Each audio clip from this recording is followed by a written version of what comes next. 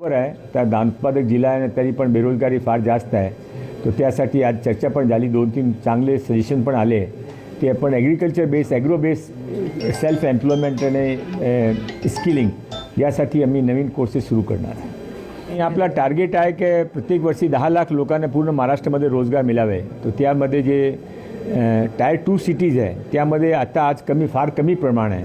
Bhandara tyre 2 tyre 3मध्ये येतात. तर त्यामध्ये कसं आपण पुण्याचे मुंबईच्या बरोबर त्याने रोजगार लोकल जे पॉप्युलर कोर्सेस आहे स्किलिंग आहे ते आपण शिकवण्याचा प्रयत्न करणं तिथे पण वाढेल. आता आपण रोजगार मेळाव्याचे पण सिस्टम चेंज केला. तर मोठे रोजगार मेळावे पण घेत नाही, तर लहान रोजगार मेळावे घेत आहे. ते लोकल इंडस्ट्रीज आहे त्याने पूर्वी आपण त्याची काय रिक्वायरमेंट ते त्यांना मागून घेतात. आपले जे स्टुडंट्स जे रजिस्टर्ड आहे आपल्याकडे त्याने त्यासाठी 7 दिवसाची शॉर्ट ट्रेनिंग देतात आणि नंतर त्याने तिथे पाठवतात. तर ते रोजगार मेळाव्यामध्ये रिक्रुटमेंटचे चान्सेस वाढणार आहे आहेत. म्हणून ते स्किलिंग आणि अपस्किलिंगसाठी प्रयत्न करत आहे. रातोरात सर्व काही ठीक होणार नाही, पण माननीय देवेंद्र फडणवीस नेतृत्वामध्ये skilling, upskilling, employment, self employment यामध्ये चांगलं काम आपण सुरू केलं आहे. पण सर्व ठिकाणी नवीन इक्विपमेंट परचेस करण्याची सुरुवात केली आहे. 2026 मार्चपर्यंत सर्व ठिकाणी नवीन इक्विपमेंट तुम्हाला दिसेल.